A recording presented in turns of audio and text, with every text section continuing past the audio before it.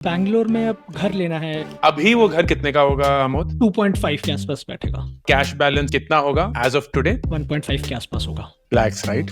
Yes yes yes. नहीं, हम CR में बात ही नहीं कर रहे हैं। जल्द ही करेंगे, जल्द ही करेंगे, क्योंकि ये एक ऐसा रिटर्न आपको जनरेट करके दे सकता है which over 10-20 years can take care of not just your house but also any other big investment that you would have planned. इस हफ्ते के मनी मैटर्स में हमारे साथ है Amod, all the way from Bangalore. Welcome Amod. Hi Ankur, how are you doing? I am doing good, how are you? Very well, बहुत बढ़िया। Thank you for joining us today. आप बैंगलोर में अभी हैं, but you mention that you are not originally from Bangalore, तो थोड़ा बहुत अपने बारे में बताइए। आप कहाँ से हैं? What are you doing in Bangalore? Okay, तो ओरिजिनली मैं इंदौर से हूँ, एमपी। Okay. एंड मेरा schooling and education pretty much Indore से हुआ है। मैं वीआईटी ग्रेजुएट हूँ, इंजीनियरिंग 4 साल। And I am working in Bangalore since 2017। 7 साल हो गए मेरे को जॉब करते हुए। And I got married in 22, तो अभी 2 साल कंप्लीट हो जाएंगे दिसंबर में। फैंटास्टिक। एंड आपकी उम्र कितनी है आमोद? 28। एंड गेस मारूंगा, of course it's quite possible कि ये गेस सही होगा कि are you in the technology space? Yes, technology space.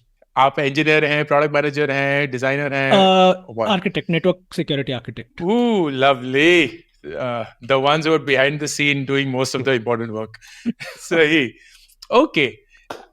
And आप रहते मैंगलोर में अपनी वाइफ के साथ हैं, and I'm imagining that आपके पेरेंट्स और आपकी फैमिली इंदौर में ही है, and so is your wife's family where she is from.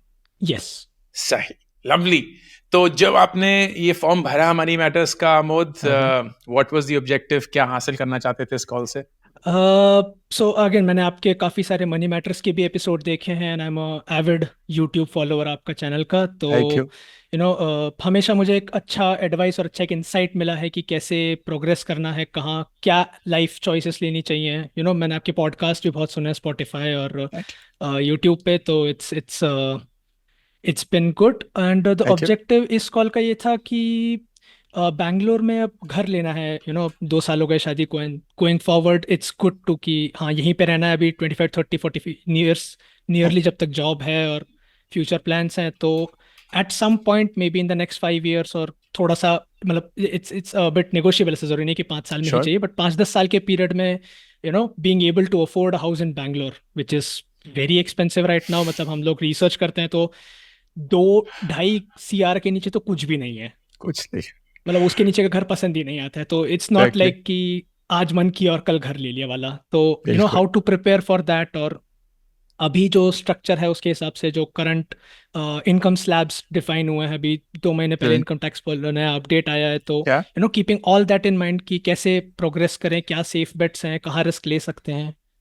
Perfect, very nice, very well articulated. सही। तो बेसिकली क्योंकि आप 28 के हैं, I think it's a good time कि आप अपना घर किस समय पे खरीदना चाहते हैं, कहाँ खरीदना चाहते हैं, अप्रोक्सीमेटली कितने का, वो सारे डिस्कशन शुरू हो जाए। बिकॉज यू राइट, 5-10 साल के अंदर वो घर खरीदना लाजमी है। And I feel if you start planning right now you could be in a good spot. ठीक है, तो हम इसी के बारे में बात करेंगे। इस कंसिडरेशन में Amod, are you okay to bring your, आपकी वाइफ काम करती हैं? Yes. Okay, so is it okay to bring her salary into the structure as well? हाँ जी, तो मैं एज अ कंबाइंड यूनिट ही आपको रिप्रेजेंट करूंगा, मतलब उनका प्लस मेरा मिला के, ताकि at the end of the day हम दोनों को वो डिसीजन साथ में लेने हैं ना। तो इट डजंट मैटर कि हम इंडिविजुअली।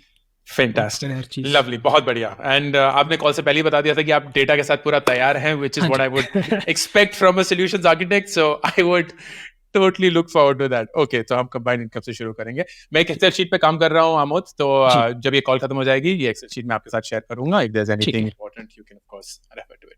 ऑलराइट, तो शुरू करते हैं and let's start with income. तो आप दोनों की कंबाइंड मंथली टेक होम अभी कितना है पर मंथ? हमारा 2.5 से 3 के बीच में रहता है। थोड़ा मंथली वेरी करता है ऊपर नीचे, but ball park figure is about 260। Okay, ठीक है, तो हम 260 ही लेके चलेंगे। इसमें आपको कोई आइडिया होगा आमोद कि between you and your wife आपका कितना प्रोविडेंट फंड डिडक्शन जाता होगा? सो हम दोनों का कंबाइंड प्रोविडेंट फंड जो पर मंथ जाता है, सो मेरी वाइफ का सिर्फ पीएफ है जो का हम्म, ईपीएफ कंपनी काटती है, दैट इज श्योर, 11,000। ओके, और मेरा 10,000 पीएफ है, but I have opted for voluntary provident fund as well, जो श्योर, 4,000 है मंथली। ओके, ठीक है, परफेक्ट। तो दैट मीन्स 11 एंड 10 जो है वो आपका पर्सनल कंट्रीब्यूशन है, एंड फिर उसका कंपनी कंट्रीब्यूशन भी होगा, एंड प्लस जी आपका 4,000 रुपए एक्स्ट्रा उसके ऊपर है। जी So approximately 46,000 is your monthly provident fund contribution, which is a very right. healthy amount at a fixed rate of interest. बहुत बढ़िया। एंड कोई आइडिया आमोद की अभी तक आप दोनों का प्रोविडेंट फंड कितना अक्यूमुलेट हो चुका जी होगा? तो मेरी वाइफ का अराउंड 4.4 है ओके, और मेरा 7.9 है। ऑलराइट। एनी अदर इनकम आप दोनों की सैलरी के बियॉन्ड? नहीं नहीं, ठीक है, only salary. So this is what it is. Expenses की बात करते हैं फिर अब। जी सबसे बड़ा तो आई एम अज्यूमिंग रेंट ही होगा ऑफ द बिग हाँ, वंस, या कुछ और? हाँ, रेंट और मेंटेनेंस हमारा रफली 32 जाता है पर मंथ। ओके, बहुत बढ़िया। उसके दैट्स अ वेरी हाँ, रीजनेबल रेंट इन बैंगलोर नाउअडेज। Okay, congratulations. और उसके अलावा कंपनी कार लीज है, ओके, तो that is 28,392 rupees per month. ठीक है, ओके, या एंड ये दो मेजर हैं। और ओके, उसके अलावा अगर हम मतलब इंक्लूडिंग रेंट मेंटेनेंस और सब कुछ अगर मिला लूँ, मतलब ग्रोसरी हो गया, सब्सक्रिप्शंस हो गए, जो ऊपर के सब खर्चे हैं, तो इसमें से जो लिविंग एक्सपेंसेस के खर्चे हैं जिनको हम नीड्स में काउंट करेंगे, दैट इज रफली अराउंड 65,000 ओके, सब विच मिला के। इंक्लूड सब कुछ मिला के। ओके, हाँ मतलब ठीक, दिस डज नॉट या इंक्लूड द कार, हाँ, but it includes everything else, ठीक है, मतलब perfect, cook made, groceries, bills, सब सारे कुछ, बिल्स, सब एवरीथिंग। कुछ, गॉट इट। तो रेंट एंड मेंटेनेंस आप बोल रहे हैं 32,000 रुपए, एंड लिविंग हाँ एक्सपेंसेस इसके ऊपर अराउंड 33,000 30, रुपीज हाँ टोटल। 33,000 रफली बैठता ठीक है, है। परफेक्ट। तो 65 के करीब बैठता है, एंड जो हाँ, आपकी कार लीज है वो डिडक्ट होके ही आती है, so that tax adjusted in there, तो टैक्स उसको, एडजस्टेड, यस। हाँ राइट, तो वो 260 के अंदर नहीं आता है, but we have just taken नहीं इट नहीं नहीं, into that account. Is including, वो 260 के अंदर है। ओ, वो 260 अंदर है, ओ हाँ अच्छा, जी। ओके ओके, ये हुआ। एंड देन हम्म ट्रैवलिंग हाँ, तो और इसके अलावा अगर हम थोड़े डिस्क्रिशनरी एक्सपेंसेस अगर देखें कि कभी एंटरटेनमेंट्स हो गए, या शॉपिंग हो गया, बाहर या खाने वाना जाना है, सब कुछ करना है, तो या अ, उसका ऑल एंड ऑल मान के चलिए 40 के आसपास मैक्सिमम। वर्स्ट ठीक, के सिनेरियो इज 40, मतलब अगर श्योर, अपन मंथली देखें तो including car, including everything, 1,30,000 is सारा खर्च, मतलब सब मिला लो तो 130, 135। परफेक्ट। एंड इसमें कुछ घर भेजना हो अगर उनको चाहिए, या anything else, basically all accounted for? हाँ, और मतलब मैं यूजुअली घर पे पैसे नहीं भेजता, पापा को ठीक है, पेंशन आता है, ओके, बट घर के सारे बिल्स, मतलब यहाँ के भी और इंदौर के भी, so I handle all the bills, correct, ताकि उन लोग को ऑनलाइन ट्रांजैक्शंस ना करने पड़े, देर बिल्कुल सेफ। बिल्कुल बिल्कुल, विच इज अ तो वेरी सब स्मार्ट सब थिंग टू डू। मिला के, हाँ, तो वो सब या मिला के, वंडरफुल, परफेक्ट, ठीक है। So we are looking at about one, as you mention, 1,30,000 से 1,35,000 तक, तो 133 इज व्हाट्स हाँ कमिंग, हाँ वील टेक दैट। ओके, इसके बियॉन्ड कोई रेगुलर इन्वेस्टमेंट्स जो हर महीने की चल रही हो? हाँ जी। तो जो मंथली इन्वेस्टमेंट्स हैं उसमें एक आरडी है 50,000 का। ओके, वो 4 ईयर आरडी है, 7% का रिटर्न है। तो ठीक है, उसके अलावा एस आई पीज हैं। करंटली आज की डेट में हमारी 35,000 की टोटल एस आई पी है, दोनों की मिलके। तो आपका बेसिकली आरडी 50,000, एसआईपी अभी हाँ, करंटली 35,000 है। 35,000 है। ये कितनी एसआईपीज होंगी अप्रोक्सीमेटली, अगर आइडिया? अगर अपन टोटल एस आई पीज देखें तो दोनों की मिलके we have 8 running S I Ps. इसमें अगर मैं आपको अमाउंट वाइज बताऊं या नंबर? हाँ हाँ हाँ, amount please wise, please, amount okay. Wise अच्छा रहेगा, हाँ। तो हम दोनों का मिलके स्मॉल कैप में आउट ऑफ 35,000 जाता है 16,000, ठीक है, मिड कैप में 5,000, ठीक है, लार्ज कैप में 3, ठीक है, निफ्टी 50 में करंटली कुछ नहीं है, बट वो हमारा नेक्स्ट प्लान है। ठीक है, और निफ्टी 100 में 6,000, निफ्टी 200 में 5,000। कूल। एंड और कोई इन्वेस्टमेंट इनके अलावा? इसके अलावा स्टॉक मार्केट्स में होल्डिंग्स हैं, कंपनी ईसॉप पूल है, ओके, तो सो उसमें उस पे अभी होल्डिंग्स हम हैं। आएंगे, but anything recurring right now इस, ये रेकरिंग है आपके अ, सारे? हाँ, मतलब मंथली में यही है, जो हर ओके, महीने डेफिनेटली कट रहे हैं वो यही है। यस, इसके यही अलावा है, जो लमसम है वो अलग है, बट मंथली वाली ठीक यही है। है, okay. Now let's look at your lump sum amount. तो लमसम सबसे पहले आपका FD, RD और कैश बैलेंस अगर हम लेके चलें, कितना होगा एज ऑफ टुडे, या मोटा मोटा? RD में कोई लमसम नहीं है, FD 9 लाख के आसपास है। ओके। और कैश बैलेंस मतलब आप जो अभी जैसे अभी अकाउंट में पैसा है वो ना, हाँ, तो वो एक दोनों का मिलके इजीली 1.5 के आसपास होगा। ठीक। Lakhs right? Sorry, lakhs right? Yes yes yes. नहीं, हम CR में बात ही नहीं कर रहे हैं। जल्द ही करेंगे, जल्द ही जल्द ही करेंगे। ओके, ठीक है। एंड म्यूचुअल फंड्स में अभी तक कितना आपका कॉर्पस होगा विद ऑल द इन्वेस्टमेंट्स जो अभी तक गई हैं? तो म्यूचुअल फंड में कॉर्पस एक अराउंड 3-1 लाख का कॉर्पस है ठीक है, अभी। Okay, this is current value. And stocks में?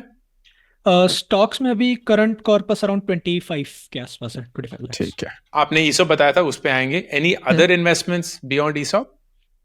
बहुत छोटे छोटे हैं, मतलब गोल्ड बॉन्ड है, PPF है जो हम हर महीने हर साल 1.5 लाख टैक्स के लिए करते ही हैं। Got it. और एक हाथ 2 गोल्ड बॉन्ड्स हैं, बट ठीक नथिंग है, मेजर। ओके, ठीक है, तो उनको हम फिर अभी के लिए स्किप कर देते हैं। And cursory questions which I am sure, क्योंकि आप म्यूजियमिंग एक अच्छी टेक कंपनी में ही काम करते हैं, तो health insurance you and your wife covered? जी, तो कॉर्पोरेट है, पर्सनल भी है? वाइफ का कॉर्पोरेट और पर्सनल दोनों है। मेरा ठीक अभी है। सिर्फ कॉर्पोरेट है। I am looking to take out personal and health insurance. Wonderful. Yes, much needed. I'm sure you understand why. लेकिन अभी के लिए आपका कॉर्प है, that's perfect. And life insurance? अभी नहीं है। Okay, ठीक है. So great age to buy it, and we'll talk about that as well. ठीक है. Anything else? हम ESOPs पे आएंगे. Anything else besides this? नहीं, ESOP सो एक्चुअली मैंने जो शेयर होल्डिंग्स थी उसी में इंक्लूड कर लिया, because at the end of the day वो भी शेयर्स के उसमें आते हैं। तो Got it. जो कॉर्पस मैंने आपको शेयर्स का बताया, that includes ESOP as well. ESOP. क्या आपकी कंपनी के ESOPs लिक्विड हैं और अनलिस्टेड हैं अभी? 5 years. Okay. It gets liquid after every 5 years. It gets liquid after every 5 years. Perfect. ठीक है. So this is actual cash. हाँ, मतलब अभी नॉट ऑल, अगेन जो मैंने आपको कॉर्पस दिया उसमें से 100% Total. लिक्विड नहीं है। I would say probably like 30-35% he liquid होगा, बट ठीक है। रेस्ट इज लॉक्ड इन, जो मे बी आज से 3 साल बाद, 5 साल बाद, ग्रेजुअली धीरे धीरे धीरे करके अनलॉक होता जाएगा।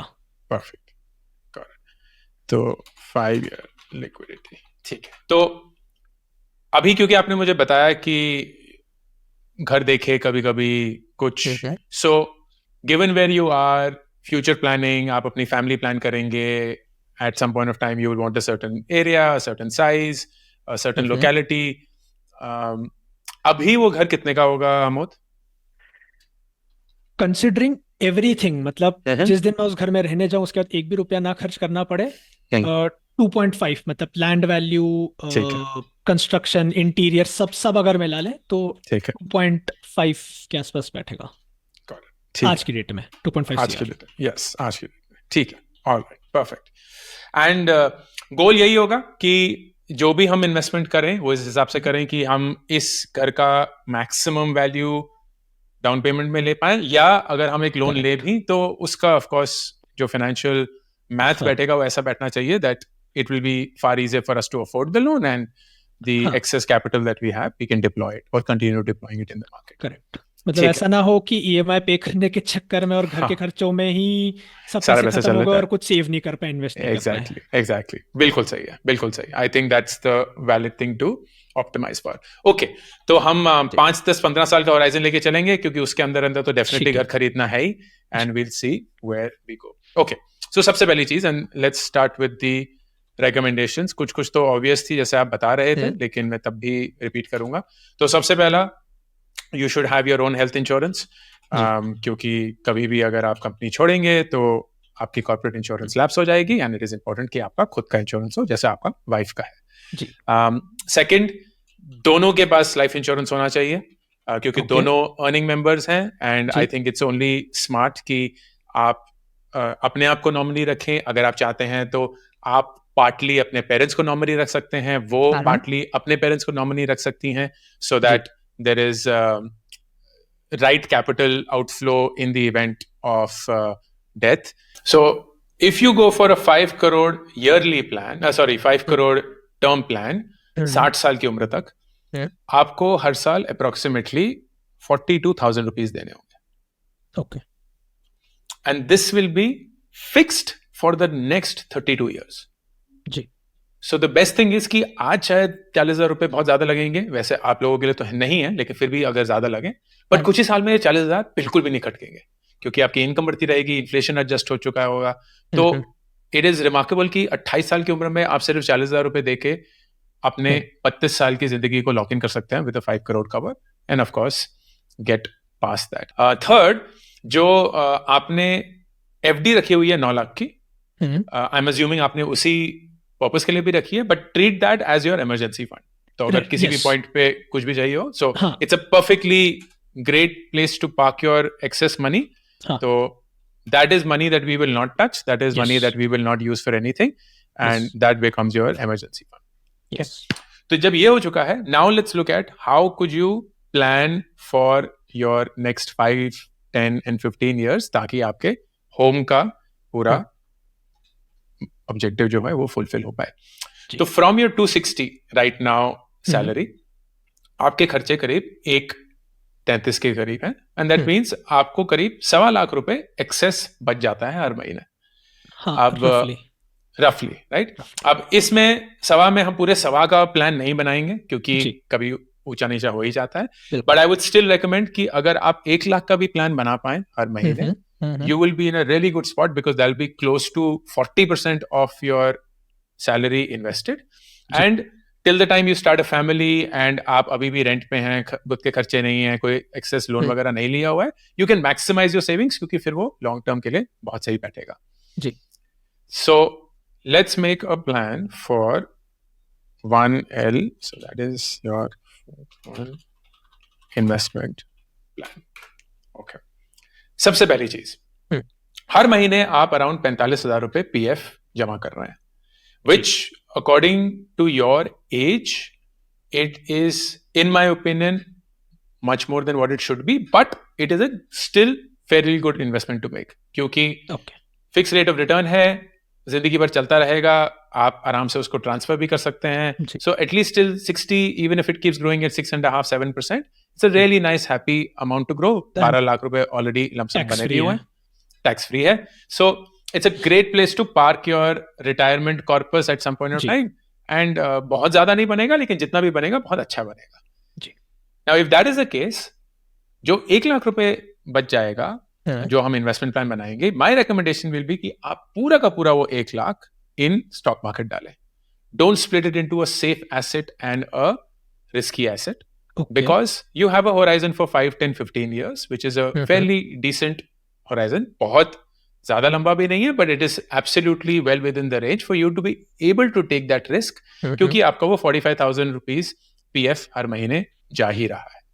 That'll be my recommendation.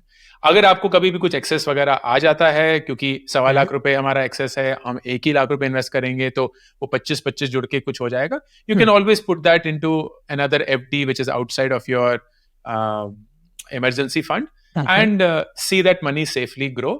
But अगर objective ये है कि we should get at least a 12-13% rate of return, if not more, then my recommendation, you should have a plan for the one entire L. तो जो 50,000 रुपए की RD है, first will be, I would stop that. ठीक है. Because I don't think that will give you any healthy return. 7% से कुछ होगा नहीं, 8.5% का तो होम लोन ही है, तो कम से कम आजकल. ठीक है. तो RD I would stop, and I would create a 1L SIP. अब इस 1L SIP का ब्रेकअप क्या होगा, क्योंकि 5 साल है, ये 5, 10 और 15 के लिए अलग होगा. So let's start with 5 and then see how we would adjust. 5 साल का पीरियड जो होता है Amod, it is not a very long period for the stock market, and 5 साल के अंदर जनरली काफी उतार चढ़ाव आ सकता है, तो बहुत ज्यादा रिस्की भी हो सकता है. So you for a 5-year plan want to keep as much of it in what is a relatively safe place to be, which will be in my opinion a Nifty 50, or at best a Nifty Next 50. Okay. ठीक है, तो Nifty 50 से ही शुरू करूंगा because that I feel personally would be a much safer bet, और मैं 1 लाख में से 50,000 रुपए की SIP सिर्फ निफ्टी 50 में करूंगा. This will grow at 12%, and ये नंबर देखेंगे कि क्या होगा इनका, बट 5, 10, 15 ईयर्स. फिर I would do a mid cap जो आप ऑलरेडी कर रहे हैं, and I would put about 25,000 there, जी, which will hopefully grow at about a 15%. And फिर एक small cap, which I would put another 25,000, which will hopefully grow at a 18%. And this will be the expected ranges. क्योंकि 5 साल है, 10 साल है, ऊपर नीचे आता रहेगा, but this is where I expect it to land, मोटा मोटा. And I would also, given the two of you working, expect a step up every year on these SIPs. बिल्कुल. 5 साल के लिए तो डेफिनेटली एक 10% का स्टेप अप, अगर 10 साल के लिए करते हैं तो maybe 5 to 7% on an average step up. तो मान के चलते हैं 8% step up blended, and then let's see कि ये 5, 10 और 15 साल में क्या कॉर्पस जनरेट करता है. And then let's look at कि हाउस वैल्यू कितनी होगी एट दिस पॉइंट. 8% इंक्रीज मान के चलते हैं, because I think that's only reasonable in a market like Bangalore. I hope थोड़ी सी सैनिटी आ जाए मार्केट में, लेकिन अभी तो 8% ही लग रहा है. ऑलराइट, सो थोड़ा बहुत मैंने मैथ्स किया है, let's just see what the numbers suggest. तो अगर हम ये 3 SIPs करते हैं, no more, we don't need to have multiple SIPs. Largely लोगों को लगता है कि बहुत सारे अगर म्यूचुअल फंड होते हैं तो अच्छा होता है, but what they fail to realise is कि अक्सर वो म्यूचुअल फंड सेम स्टॉक्स में ही इन्वेस्ट कर रहे होते हैं, which some other mutual fund has. Maybe the weightage is different, but more or less your exposure to that company is the same. So I would say complicate ना करते हुए passive investing की तरह, you just do a large cap, which is a Nifty 50, a mid cap or a flexi cap, and a small cap. तो 50, 25 के rate में हमने किया, 8% step up किया. 5 years में expected rate of returns को account करके, you will have a corpus of 1 CR. ठीक है. Okay, in 5 years. And we have not taken into account what the current value of your stocks or your mutual funds will grow to, because let's assume that that will be outside of the equation. ये extra corpus होगा, वो जो 28 लाख हैं, maybe they'll become around 40 or maybe 45, but we'll take that into a buffer amount. Okay. उस 5 साल में आपको जो 2.5 करोड़ का घर है, वो करीब 3 करोड़ 70 लाख रुपए का हो चुका होगा. Which means at that point of time, if you want to buy a house, you'll have to put all of that 1 crore up front.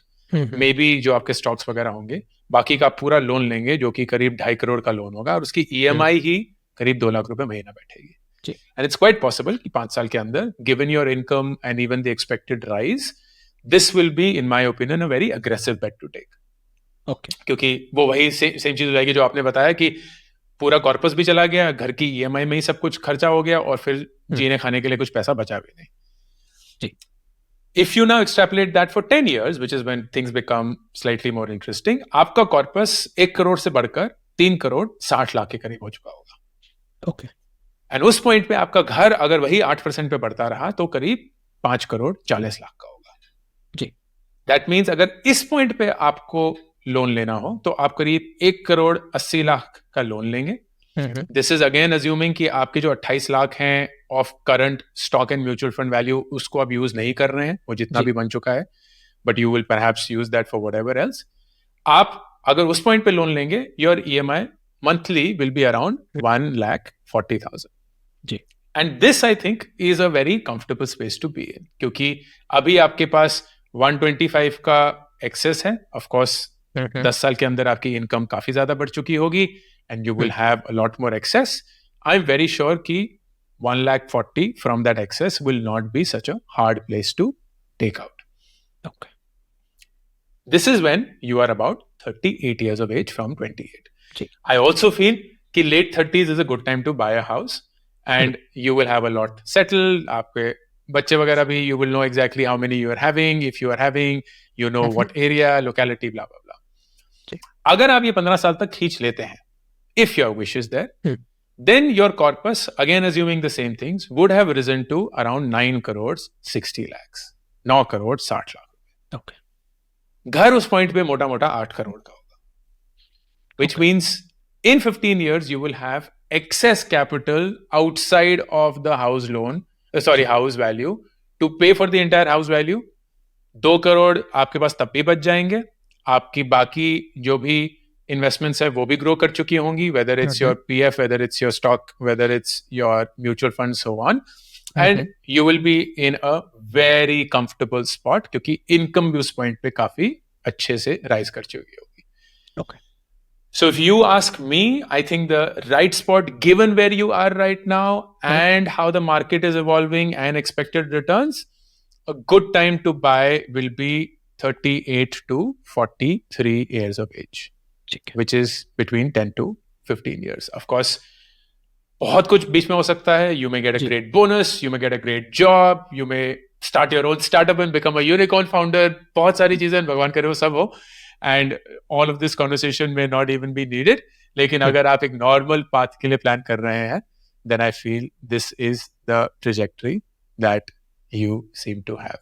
You have secured yourself, you have enough money backing you up, you have enough and in more investments growing at a good pace, and जो 25,000 रुपए महीना excess, चाहे आप उसको invest करें या ना करें, but that is also piling up. तो अगर 10 साल तक वो भी नहीं किया होगा तो वो भी करीब 30-35 लाख रुपए बन चुके होंगे, उसको जैसे भी आपने यूज किया होगा. So you will have a fair amount of buffer outside of just the stock market investments, जहां आप अपने घर को पूरा का पूरा भी उन इन्वेस्टमेंट से अगर स्पॉन्सर करेंगे, you will have enough and more money left to keep you safe.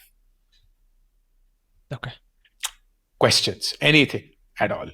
हाँ, मतलब अब जैसे हम लोग अभी 35-40 का कर रहे हैं रफली SIP हर मंथ, तो सडनली इसको 1 लाख करना, तो is it too much of a risk? क्या हम लोग थोड़ा, जैसे मैंने आपको बोला कि 5 साल में नहीं घर लिया, आपने 10 to 15 ईयर्स एक रिकमेंडेड टाइमलाइन दिया, अगर मैं उसको थोड़ा और खींच लूँ कि यार 15 to 20 में भी कर दूं मैं, कि by the time I am 45 तब मेरे को घर चाहिए, 35 पे नहीं चाहिए, श्योर, तो उसमें भी मतलब should I spend that much in the market itself कि आप SIP ही कर लें, या फिर should I start increasing थोड़ा सा safer bets as well?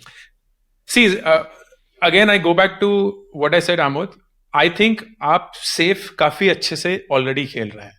If you look about it, आपका 50,000 रुपए का एक टेक्निकल SIP तो सेफ एसेट में ही जा रहा है जी, एंड जैसे जैसे आपकी सैलरी बढ़ेगी वो PF कंट्रीब्यूशन भी ऑटोमेटिकली बढ़ता रहेगा जी. And it is locked for a really long time, 60 years. Like if I were to just give you a sense, 46,000 आपका अभी जा रहा है. अगर हम एनुअल स्टेप अप 5% भी मान के चलते हैं, because it's a really long period, 7% मान के चलते हैं एंड 30 साल लेके चलते हैं, आपका सिर्फ PF का amount at the end of 30 years from now, जब आप 58 के अप्रोक्सीमेटली होंगे, will be 9 crore 75 lakhs.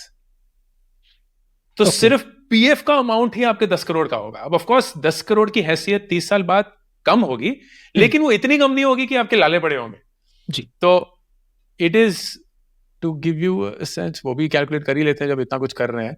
तो if we assume 6% inflation for the next 30 years, तो आपका 1.56 CR, मतलब आज की डेट पे आपके पास 1.5 करोड़ रुपए आज की डेट पे, जो आज 1.5 करोड़ रुपए खर्च कर सकता है या खरीद सकता है या जितनी उसकी औकात है, वो आपके पास होगी एट द एज ऑफ 60. और ये सिर्फ आपके PF से है, आपने कहीं भी और कहीं इन्वेस्ट नहीं किया है.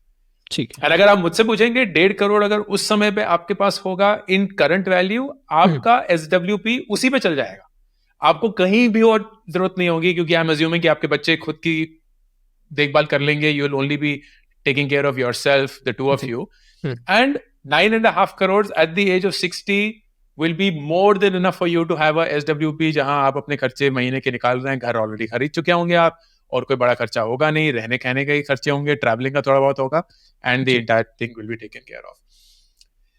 The reason why I am suggesting कि आप स्टॉक मार्केट में डालें, and you don't have to do it next month itself. तो 35,000 का 1 लाख कर देंगे. हमेशा हमें ऐसा लगता है कि मार्केट बहुत हाई है, And if you're making a lump sum investment, that is an important question to ask. लेकिन अगर आप एक 5, 10, 15, 20 साल की SIP कर रहे हैं जहां आप हर महीने पूरी शिद्दत के साथ पैसा डालते रहेंगे, then it doesn't matter कि मार्केट कहाँ है, क्योंकि जब मार्केट ऊपर होगी आप कम खरीदेंगे, जब मार्केट डाउन होगी आप ज्यादा खरीद लेंगे. But overall the averaging of cost will take care of your returns, which is precisely why the SIP is so good.